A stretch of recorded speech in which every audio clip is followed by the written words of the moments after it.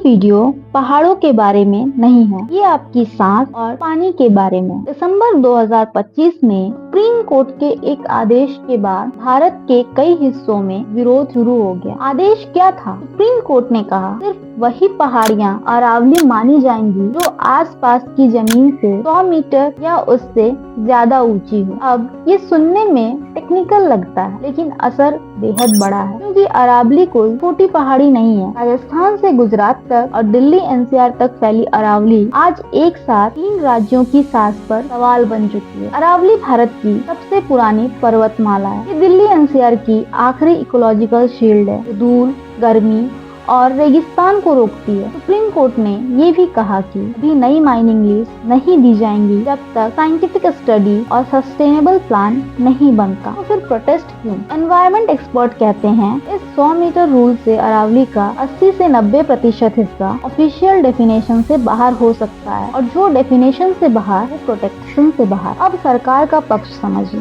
Government of India कहती है हम माइनिंग नहीं बढ़ा रहे, हम इलीगल माइनिंग रोक रहे हैं। अब किसी कंपनी को कोई माइनिंग टेंडर नहीं दिया गया, और ये बात सही है। अब तक किसी स्पेसिफिक कंपनी का नाम ऑफिशियली सामने नहीं आया है, लेकिन असली डर टेंडर का नहीं है, असली डर है डेफिनेशन बदलने का। एक्सपर्ट्स बताते हैं अरावली डेंस फॉरेस्ट नहीं है, ये ड्राई इकोसिस्टम है। यहाँ पर पेड़ कम दिखते हैं, लेकिन यही चट्टानें ग्राउंड वाटर रिचार्ज करती है, हीट वेव को रोकती है और पॉल्यूशन को एब्जॉर्ब करती है। सुप्रीम कोर्ट ने खुद माना अरावली सिर्फ जमीन नहीं है, ये इकोलॉजिकल शील्ड है। तो सवाल उठता है, अगर शील्ड कमजोर कर दी गई, दिल्ली की हवा, राजस्थान का पानी और गुजरात का इकोसिस्टम कौन बचाएगा? इतिहास बताता है पहले रूल बदले जाते हैं, फिर प्रोजेक्ट आते हैं। आज प्रोटेस्ट अरावली के लिए है, कल प्रोटेस्ट हमारी सांस के लिए होगा। डेवलपमेंट जरूरी है, लेकिन सवाल ये है डेवलपमेंट किसकी और कीमत कौन चुकाएगा? धन्यवाद।